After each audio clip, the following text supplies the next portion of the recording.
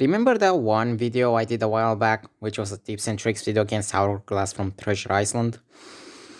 Well, today we are making a sequel to that video, covering the sequel of Treasure Island, Oblitus Casa. I've got a hat on my head! Specifically, the boss fight during night 5 of the game against Mother, also known as MickMick. Why am I doing this, you ask me? This time the game actually explains what to do the right way. It's no fake tip that means nothing. And my answer to that is... because yes. How did you get your unfortunate in this mess, you ask? What did you do? They were children. My children.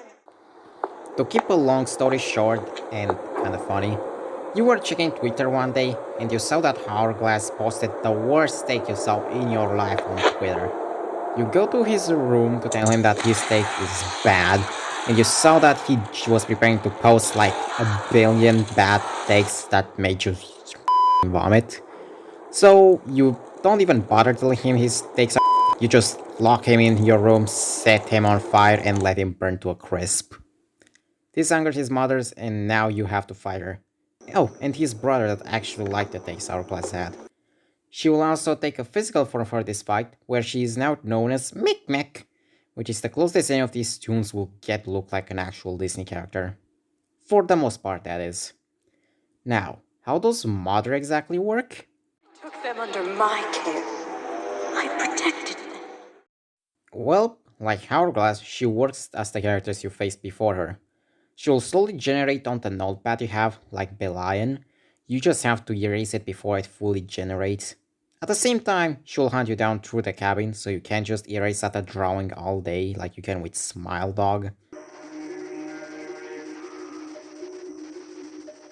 When she has no eyes, she can be lured around by music like Willy and BB, if that's how you say the name. And she gets lured a lot faster than those two. When she has eyes, the music won't work on her, but like Photo Negative Mini, the camera flash will push her back. Sometimes Mother in her shadow form will appear on the cameras. If she is there in her shadow form, immediately flash it without the camera. Like Daisy, she will disable the camera, but if she disables the camera, it will never work again for that entire night. Sometimes going to the attic. If she goes there, you can tell by both a thank you and the fact that she's no longer on the cameras.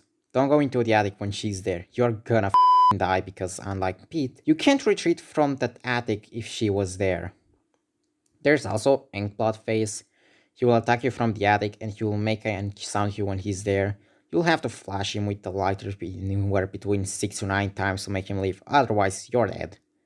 Now that we covered the absolute hell you're facing, what could you do to make things in your favor, you ask?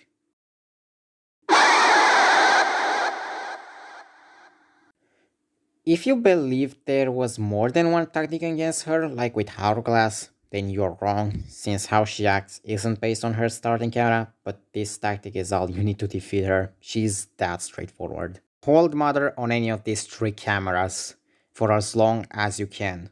These cameras are the furthest from your office. You'll have to pass at least 3 cameras to reach you, and that's honestly for the better. The longer she takes, the most likely you're going to survive. This is also the best one because Inkblot Face will eat away at your time monitoring her, especially in Phase 2 where she's speeding around the cabin. And the longer she takes to reach you, the better when being distracted by this guy. Do this entire loop until 6 AM, in which point the flames that burned Hourglass on fire reach the cabin, and you somehow miraculously escape, while Mother is trapped inside and burned alive. Burn in hell, you Mickey wannabe! By the way, if you believe postmortem or Mortimer will give you an edge, the answer is no, because both are disabled during this night. Bye! But I might do a guide on postmortem because that is so poorly explained.